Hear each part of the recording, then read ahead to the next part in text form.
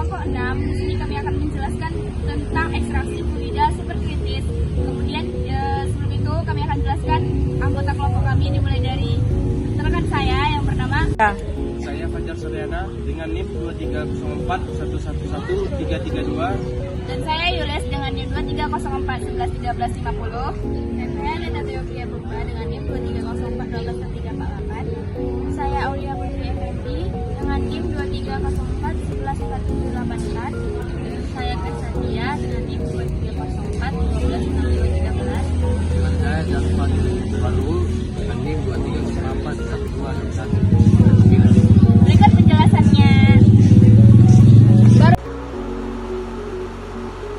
Ekstraksi fluida superkritis adalah suatu proses ekstraksi menggunakan fluida superkritis sebagai pelarut.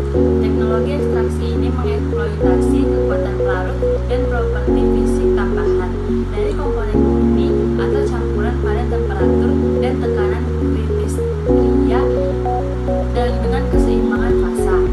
Prinsip dasar ekstraksi fluida superkritis: karbon dioksida cair diubah menjadi superkritikal melalui pengaturan suhu dan tekanan and pressure. Karbon dioksida superkritik mempunyai kemampuan melarutkan dan mengekstraksi terutama senyawa lipofilik dan volatil. Karbon dioksida berubah menjadi gas masuk ke tangki karbon dioksida. Setelah satu putaran, ekstraksi dimulai lagi dengan mengalirkan CO2.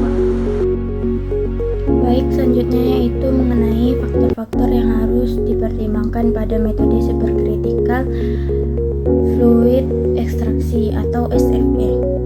Yang pertama, kelarutan senyawa target. Ada dua pendekatan utama untuk mengukur kelarutan dalam fluida superkritik.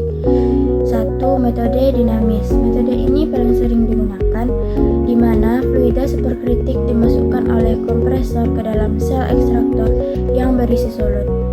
Fluida akan melarutkan solut dan membawa solut ke tempat penampungan yang diukur secara gravimetrik. 2. Metode statik.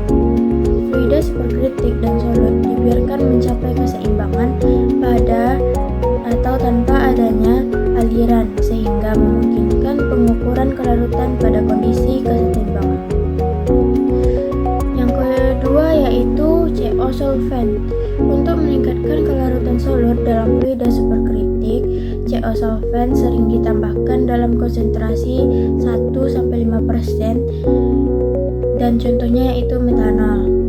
CO solvent ini membantu terutama untuk solut nonpolar yang tidak memiliki gugus fungsi yang kuat, serta pada solut polar di mana peningkatan kelarutan dapat dipengaruhi oleh interaksi ikatan hidrogen dengan CO solvent tersebut. Yang ketiga, densitas. Densitas fluida superkritik sangat mempengaruhi kemampuan pelarutannya. Rumus yang digunakan untuk menggambarkan hubungan antara kelarutan dengan densitas dan temperatur adalah Ln dalam kurung S sama dengan AD ditambah PT ditambah C, di mana S tersebut adalah kelarutan, D densitas, T temperatur, A, B, dan C yaitu konstanta yang ditentukan secara empiris. Densitas yang lebih tinggi umumnya meningkatkan kemampuan fluida superkritik untuk melarutkan solut. Tetapi ini juga tergantung pada sifat-sifat fisik kimia dari solut tersebut dan fluida superkritik yang digunakan. Yang keempat yaitu flow atau aliran. Aliran fluida superkritik berperan penting dalam proses ekstraksi. Ini terkait koefisien partisi antara analit dengan fluida superkritik, seperti halnya dengan CO2 dan matriks yang diekstraksi. Aliran ini juga membantu melepas analit dari chamber ekstraksi, sehingga sangat mempengaruhi kecepatan efisiensi ekstraksi.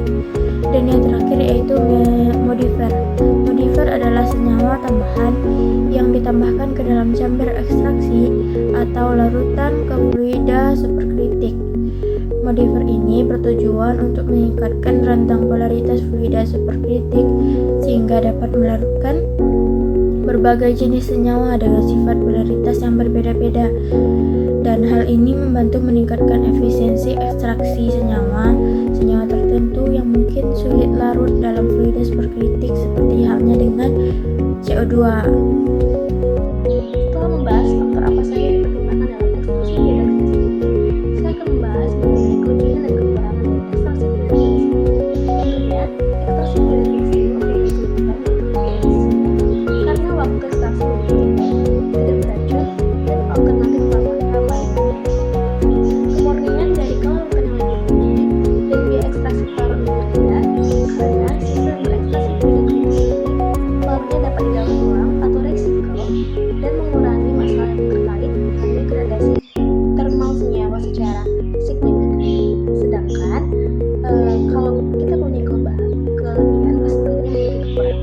Kekurangan dari ekstraksi fluida kritis ini dia sangat dibatasi oleh kekuatan pelarut CO2, keberadaan air dapat menjadi masalah, efek magnetik tidak dapat diprediksi. Baik, saya akan menjelaskan sifat dasar ekstraksi fluida superkritis. Yang pertama itu memiliki sifat pertengahan antara cair dan gas. Terjadi bila zat berada di atas titik kritis, memiliki densitas tinggi, viskositas rendah, dan difusitas menegak antara gas dan cairan. Sifat yang tidak biasa ini menjadikan fluida superkritis sebagai pelatut yang ideal dan potensial.